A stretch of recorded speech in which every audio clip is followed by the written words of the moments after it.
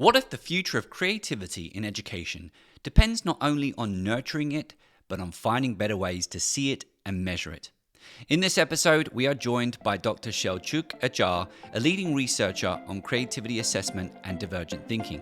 Together, we'll explore how AI may transform the way creativity is measured and what educators can do to better recognize and support the creative potential of their students.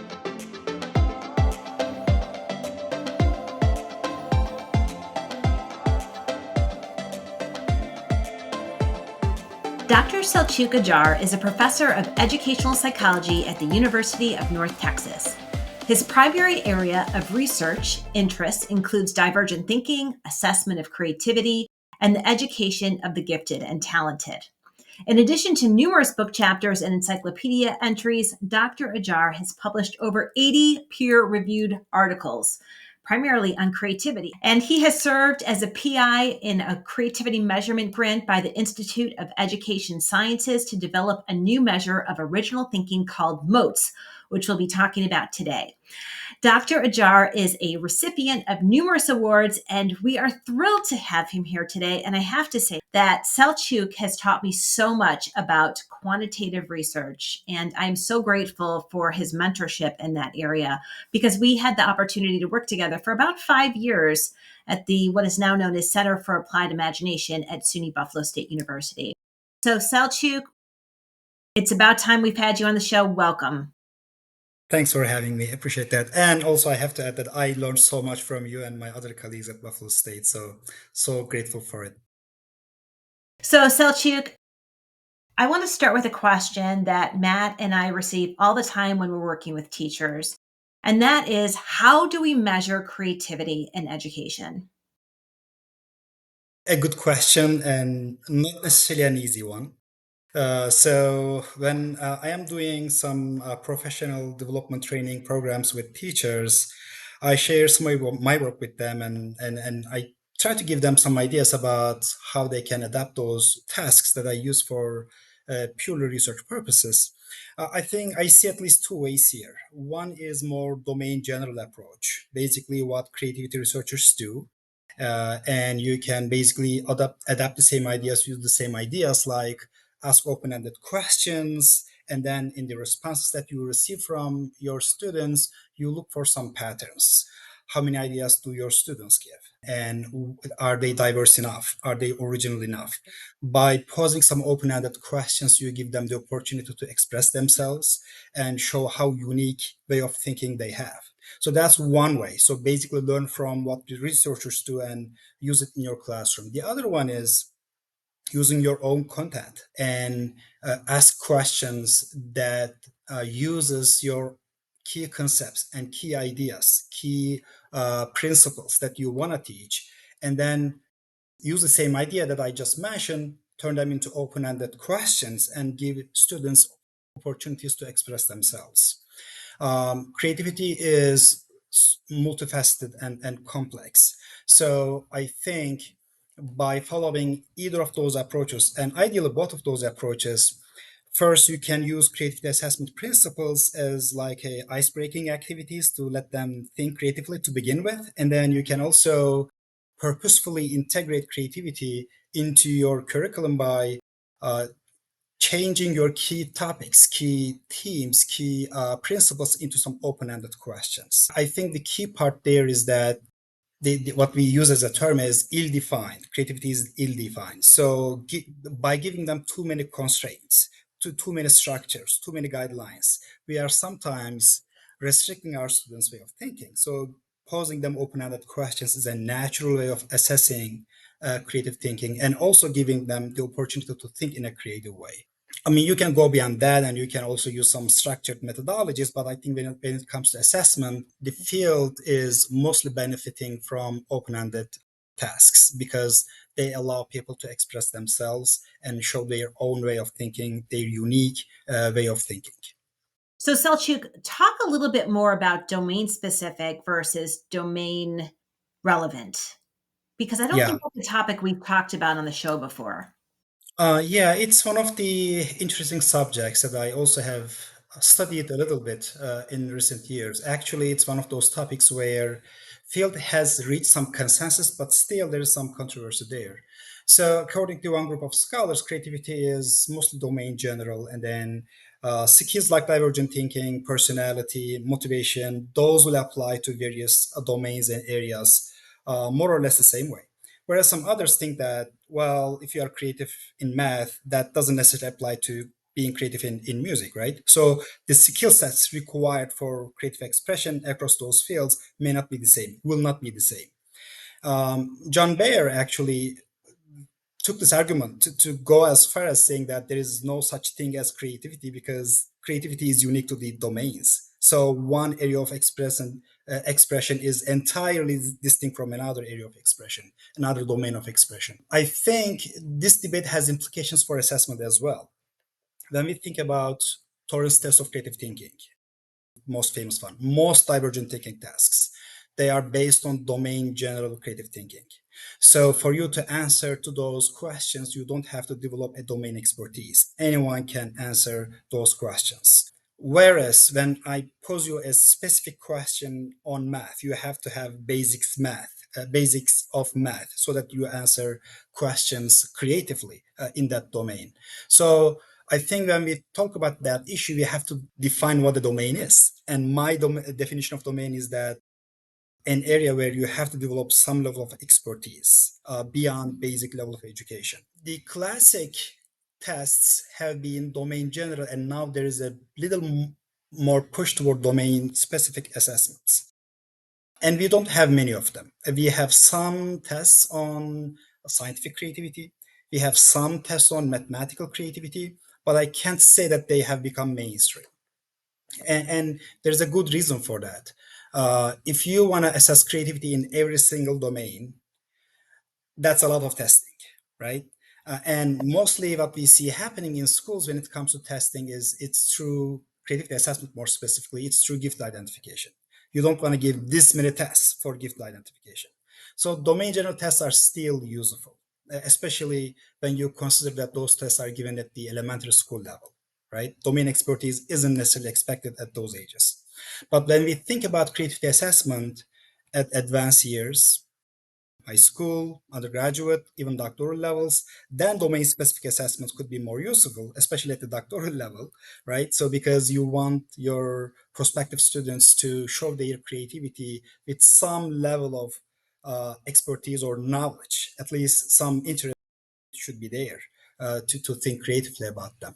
Hmm. I think whichever option we choose, I think at the end of the day, it's more about predicting future creative behavior. That's the golden criteria of creativity assessment. And I don't think we have a lot of studies on this. So, studies that compare domain general tests with domain specific tests and which one does a better job in predicting future creative achievement, we don't have studies like that.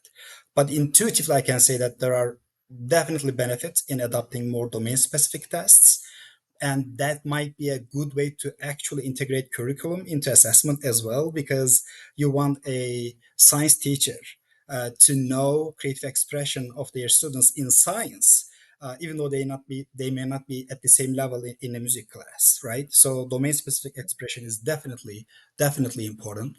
But on the other hand, I would also say that there should be a good positive correlation between domain general creativity and domain specific creativity. So, in my view, and many other scholars agree with me on this, it's both. The debate is resolved for many. It's both.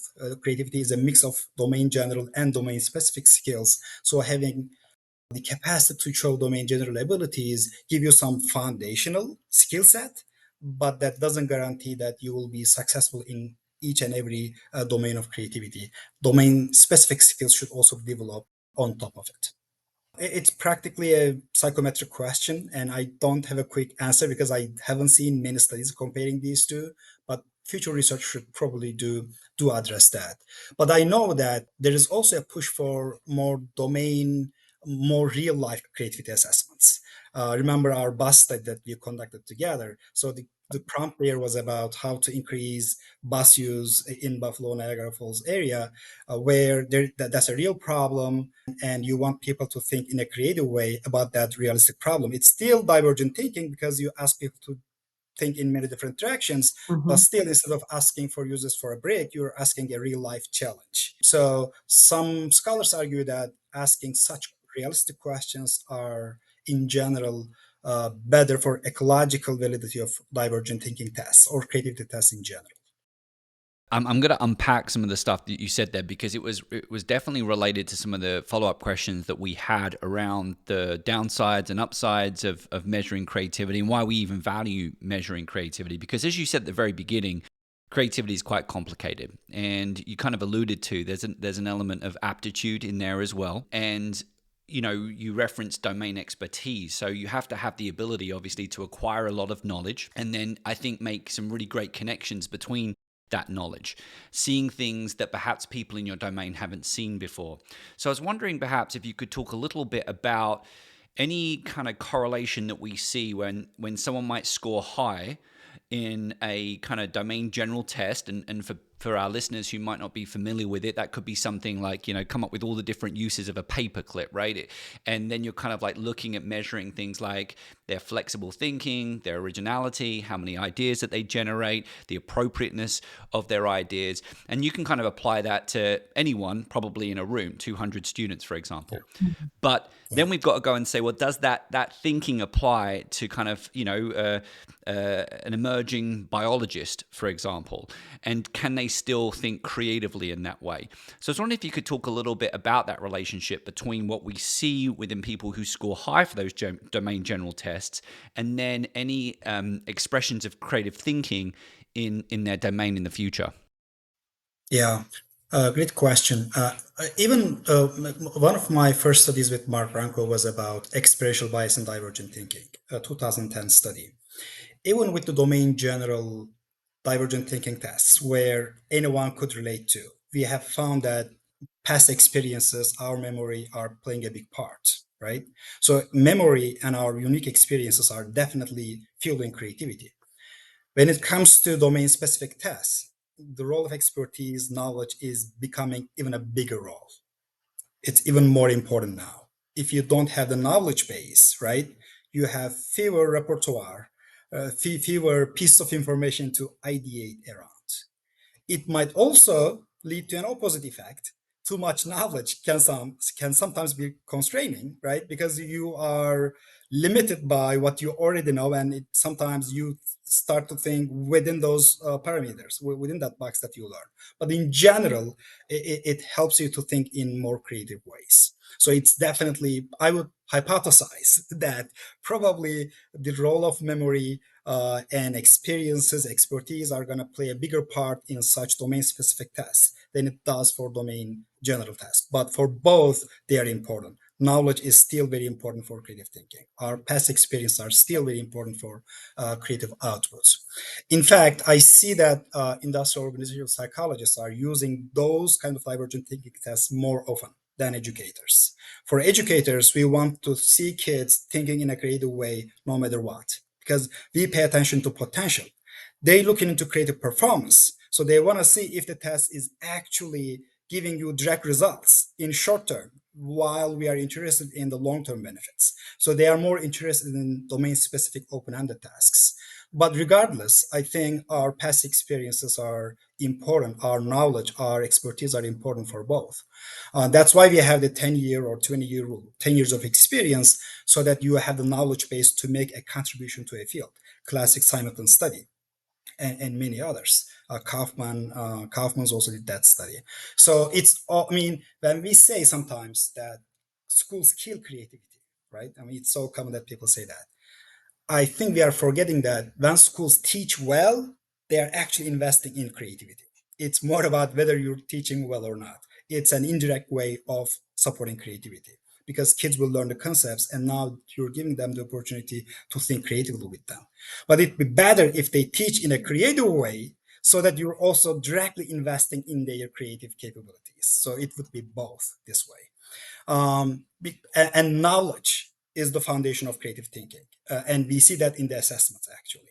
So when we look into think aloud studies, and when we ask even kids how you came up with those studies, most of them are coming from their experiences.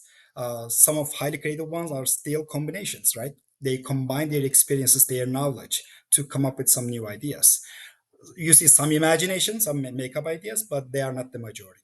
But they are more likely to be creative. So knowledge is there, but with domain specific tasks, the importance of expertise and knowledge would be, I would hypothesize, would be even more important. And, that was also a follow up I almost went with as well, because, for our educators or our listeners out there, we have the divergent thinking side of creativity and then the convergent thinking, which is ultimately choosing the answer that we think is most appropriate for the task. And that's where that knowledge can really benefit from us. And I actually think Arthur Cropley uses that quote, and I think you may have used it in the bus study article, but, knowledge is a well to which ideas are drawn. And I'm just wondering from a test perspective, if you could talk a little bit about, are we skewing a little bit toward the divergent thinking side of things and less on the convergent thinking? And the reason why I bring that up is that we have had conversations on the podcast about, we may have creativity, but underneath the creativity bracket, there might be more creative thinking, divergent thinking, and then critical thinking, which is more of the convergent thinking side of things. Yeah, yeah, that's a great question. Yes, historically we have been on the divergent side and way heavily on the divergent side. And I think there's a reason for that. We assume that, or maybe we have observed that convergent thinking is there already. When kids respond to close-ended questions, multiple choice questions, they are trained for convergent thinking already. Or when you test them for intelligence, IQ tests, convergent thinking is assessed there already, right? So you want to focus on things that are not necessarily emphasized or tested in schools. That's the historical justification for it, in my opinion. But also, it's important to remember that divergent thinking tests, very early divergent thinking tests, were part of intelligence tests. They were part of the intelligence tests. They were then dropped. So I think the early scholars who thought about human intellect, they thought about both convergent and divergent thinking aspects of it. But conceptually and theoretically, I agree that creative process have to have both, right?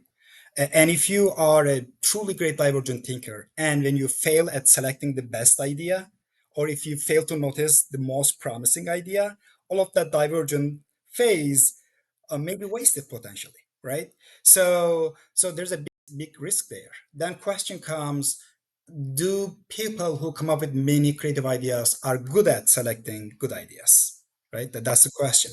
Research shows that it's a yes. It's not guaranteed. It's not a very strong correlation, but there is some weak to moderate correlation between idea generation and idea selection. But it's a weak to moderate correlation. So you definitely have to look into convergence side as well. And that's why creative problem solving as a full framework is important, because people are going through that phase and there are individual differences in how they accomplish in each of those different stages of creative problem solving. I'll bring up our measure here, MOTES, because one of the decisions we made when it comes to MOTES is that instead of asking two, three prompts and trying to get too many responses for a few prompts, we limited the number of responses to one, and we ask a lot of prompts so that we do not rely on only a few prompts, because prompts play a role. Prompts that you select can bias people. If you have expertise in that particular bias, if you dealt with it too much, your scores will be skewed just because of your experience rather than your creativity, right? And also, we wanted to avoid what we call the fluency confound, because fluency is not the creativity indicator. It's one of the indicators. To us, it's originality, original thinking. So we wanted to emphasize originality. And by limiting the number of responses to a single response, to just one, we actually force our kids to select the best idea. We give them the instructions that these are the kind of ideas that we want to see, right? And surprising ideas. This is an example of a surprising idea. And this is an example of a not very surprising idea. We want you to think that way. We want you to think like Sophia, our kid character. So Sophia role models for them. So it kind of teaches them how to think creatively.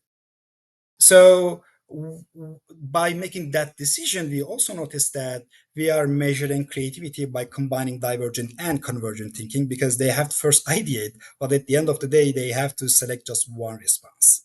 So their discretion, their selection of the best promising idea, the idea that complies with our instructions for them, will be our final unit of measurement.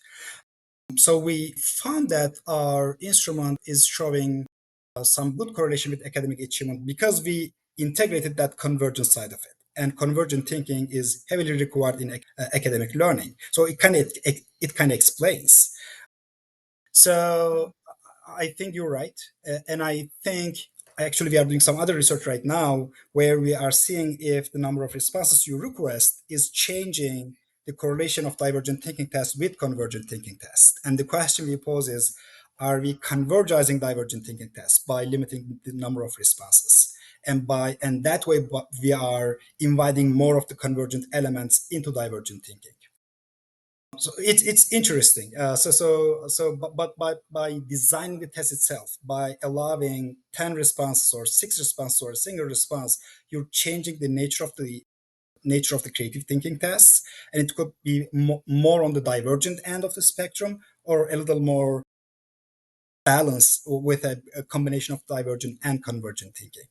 But conceptually, you're right. I mean, idea generation is key, and typically I'm not speaking about United States more specifically, but in general around the world, kids find way less opportunities to think in creative ways compared to convergent thinking, and by giving them those opportunities to think in open-ended terms, I think that's one way to very easily and directly support creative thinking. But that doesn't mean that that's what creative thinking is all about. It's an entire process, and if you have to reduce that process into 2 words, that's divergent thinking and convergent thinking. But also, as I explained before, there's a historical reason why, when it comes to creativity, we heavily emphasize divergent thinking rather than convergent thinking, because convergent thinking is kind of captured through academic achievement tests and through intelligence tests. Selçuk, there's so much to unpack there. So first of all, I want to say when I introduced you, I called it moats, but it sounded like you called it something else. So what do you call it? More tests. MOTES. And how far along is this test that you've been working on? And do people have access to it? So if a school wanted to adopt it, are you at that stage of allowing people to try it out, to use it? Can you tell us more about that? Yeah, definitely. The test is at this point completed.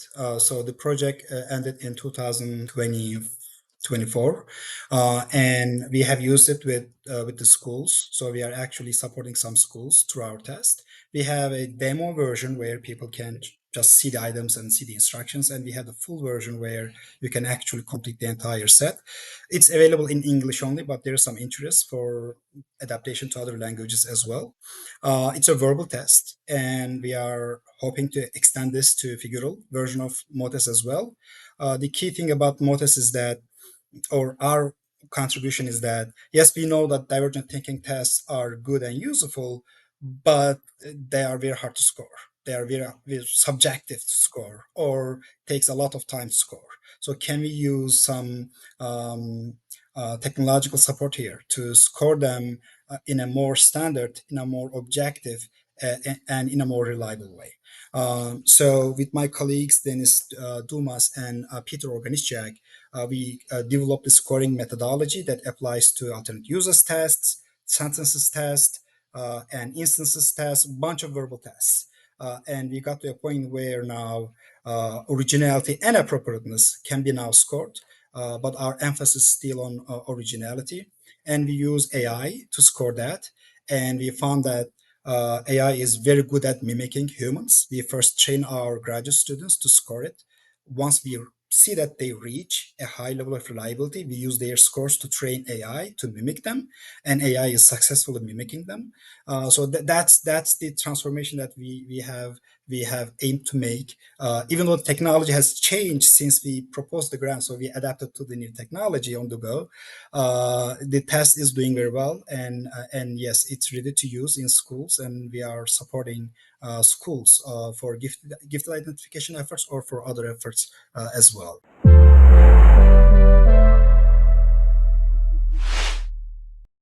So, Selçuk, we have to talk about AI right now and how that might relate to assessments. Is this going to be a tool that is going to perhaps assist it? You alluded to it a little bit early in your previous answer when you were talking about, can technology assist us with perhaps being a little bit more objective in the results? What's your take of AI, and how do you see it helping the future of creativity when it comes to measurements, particularly in education? I think, like with any technology, it's gonna cause a change, and some of that change will be very exciting, very positive. Some of that will cause some troubles, and there is no way to resist it, in my opinion. We just have to just make it better for humanity in general. We have to just make it useful for humanity for as many people as possible, or diminish its potential weaknesses or damages. But there is no point in resisting it. My example is almost no one is washing their clothes by hand these days. We all have machines, but that caused some challenges back in the day for some people. There was some business around it. I'm sure that it caused some damage there. AI is the same. To me, as someone who got trained for scoring Torres test of creative thinking for 2 days for the figural version, and then several weeks to prove that I'm good at scoring it, that's I love the test, by the way. It's a very nice test to me. But the scoring takes time, right? And it's not a creative thing to score a test. Let me put it that way. It's a boring thing, actually. Once you master it and when you learn the thing, which is good for scholarship and research and everything, but doing that scoring over and over and over, it's boring, right? So my hope with AI is that can we use it in a smart way where we can actually delegate boring and routine tasks to AI, and then we create more space for our own creativity, for our own higher order thinking skills in general. So that's my hope with AI. But I also know that humans can get lazy very easily, right? And then we can just use it for anything and everything, or use it in a way that it replaces us, and it depends on how we use it, right? So, but just because some people use it for bad reasons should not justify that we should neglect it. We should turn our way. I think we have to find ways to use it in a good way, and schools are already doing that. Some schools are doing that. I'm hearing that some teachers are changing their assessment methodology now. Instead of taking home your essay, you have to write it in the school. And there are some ways around it still, that we challenge our kids ourselves to think in a creative way. But to me, there is no turning back. When it comes to assessment, it already made our jobs very, very easy.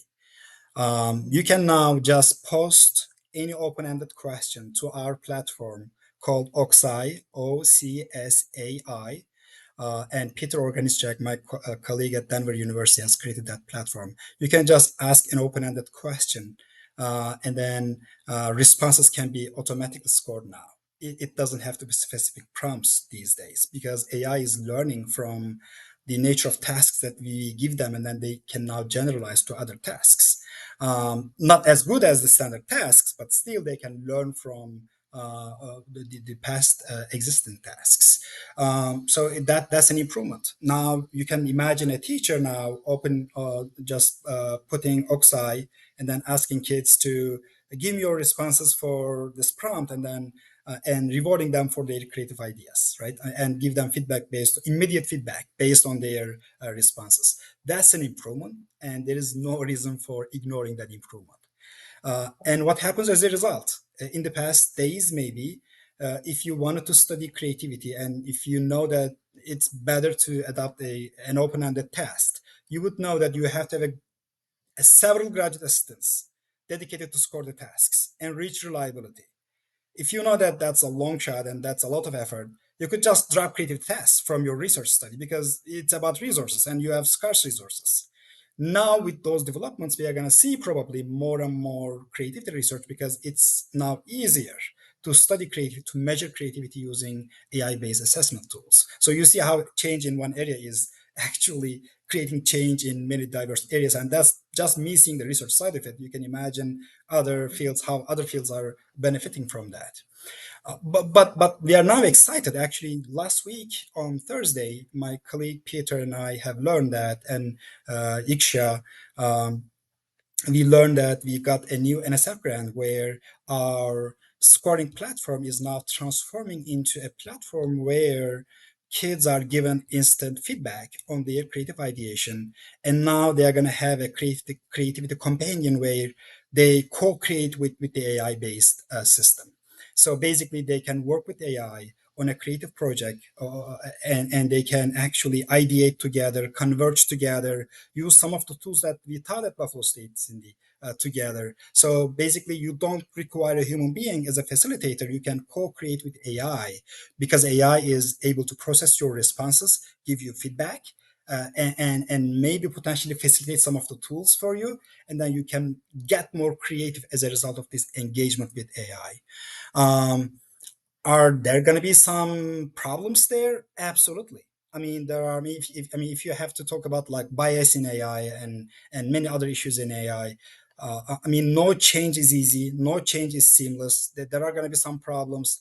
Probably there are going to be some data issues, like confidentiality issues. We have to be careful on those issues as well. We should not ignore them. But at the end of the day, it's a change that we have to recognize as a big promise, and we have to adapt our systems to it, because kids are using it already. Kids are using it already. But if you create systems around how to use it, right, and give them some right tools to use it effectively, I think it's going to make a more positive change. That's how I see the AI when it comes to assessment, in a way that it's now influencing creativity development as well.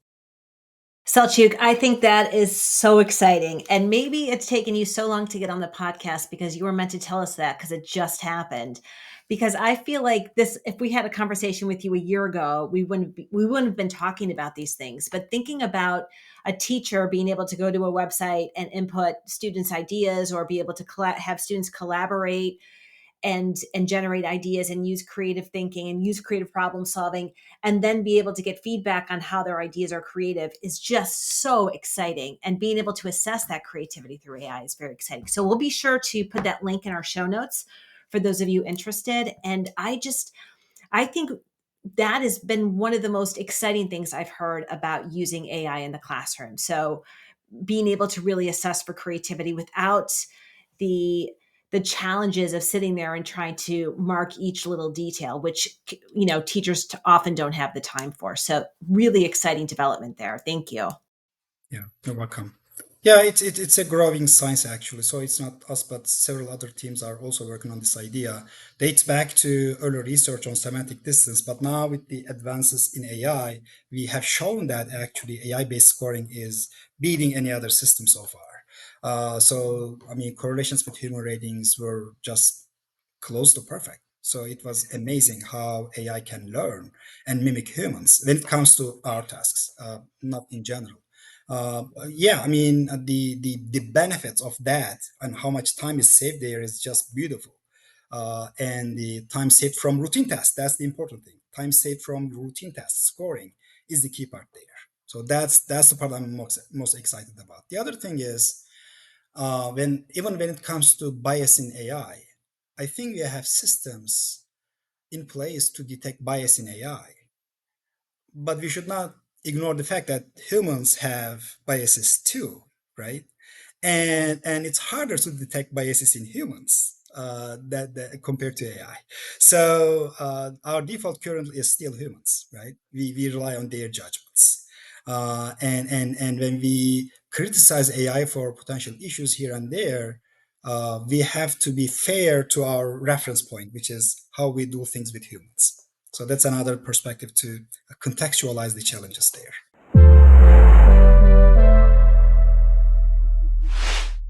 Well, so Chuk, we are getting really pressed for time. I think we have to come to our last question, but I know Cyndi and I will certainly be following up some of the things that you shared on our debrief, and perhaps there's an opportunity to bring you back on the show once you finish your project, hopefully with the funding from NSF grant. So our final question is this. Can you think back to a really creative experience that you had in the classroom, a learning experience from an educator or somewhere else? Why was it so memorable to you, and what impact did it have on you? Yeah, that's a great question. Actually, if I reflect on my K-12 experiences, most of my experiences I wouldn't portray as creative for the most part. Large crowded classrooms, in front of typical teacher-centered education.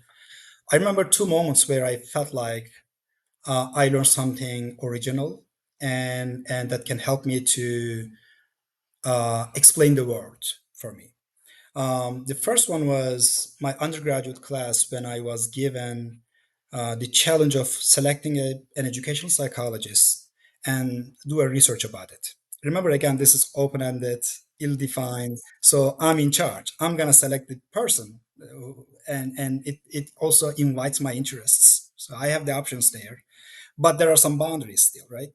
I That paper was on Vygotsky, and I remember still what Vygotsky is for zone of proximal development, what it means for a teacher or a parent to help a kid, the realizing the potential, investing in the potential. I remember that assignment very well even today, and use some of these ideas even today. Um, Even more influential experience for me was my seminar class with Mark Ranko. That's when I was at UGA, and Mark was there as a endowed Torrance professor.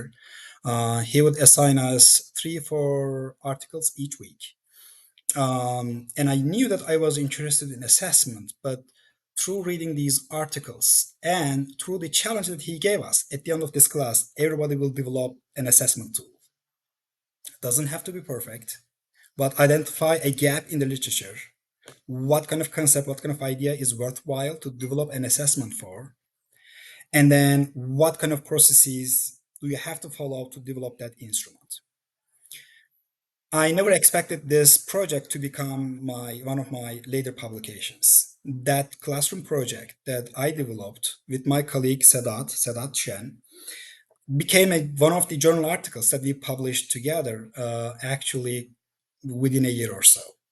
So what's happening there is that your professor, your instructor is giving you the tools, the literature base for you to develop an expertise, right? So you know what kind of assessment tools are used in the fields, what kind of reliability and validity evidence do they have, and what kind of assessments have and have not been developed yet. So you develop a foundational base knowledge there.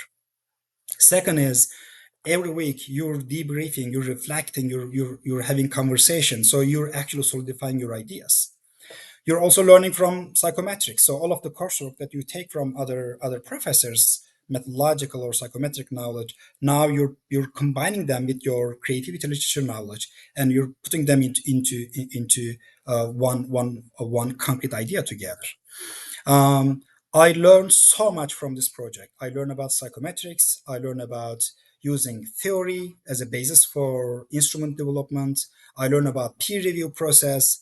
It's simply by a creative person, an instructor, a leader in our field who design a course in a way that it's appropriately challenging for us. It's not time to read about other people's instrument now. You've read enough. Now it's time to take on the challenge to actually make one. I never expected this to become a journal article, so it was a next challenge, and it doesn't have to be that far for it to be a success. But I think by giving your students opportunities and challenges to be creative, and not overly restricting those assessments, giving them some initiative, giving them some space. He didn't tell us study creative person or creative environment or this or that. It's your job to identify the challenge, actually identify the gap, right? This is the challenge and this is the gap that you have to identify. That's just upon you. I think that was one of the most fulfilling experiences for me. And all of those articles I've read in that class, most of them I've been citing because of the nature of the class, because of the conversations we have had. So I think one of the challenges here for a creative teacher instructor is that how much structure you should have, right? And for many K-12 teachers, they may not have this luxury or option. Sometimes they have to just go with what they are given. But still within the classroom, there are things you can do without changing the learning objectives. So after seeing that, I'm modeling some of the things I've learned from my professors, and each week I want my students to as you read, ask research questions, generate hypotheses. So be a proactive reader. And at the end of my seminar class, they have to actually write a project, like a proposal, mini proposal. And some of those students actually follow up later and they become a journal article. So, but simply by challenging them appropriately and encouraging them and giving them feedback, I think such simple things can make a huge difference for creative thinking. No, and letting them go on their own journey as well. I mean, ultimately, I think that's what I'm hearing with your story is that open-ended experience allowed you to embark on a journey of discovery. Exactly. And that's ultimately, I think, the big goal for every educator. And hopefully, as you progress through the grades, it can we can use our knowledge to hopefully make that journey more appropriate and useful for us. So we are super tight for time. I hope you've enjoyed this episode with Selçuk Acar. And if you do, please share it with friends or colleagues who you think is interested in measuring creativity in the classroom. And of course, don't forget to subscribe to our Extra Fuel newsletter and join our weekly discussions on LinkedIn. My name is Dr. Matthew Worwood. And my name is Dr. Cyndi Burnett. This episode was produced by Cyndi Burnett and Matthew Worwood. Our podcast assistant is Anne Fernando, and our editor is Sheikh Ahmed.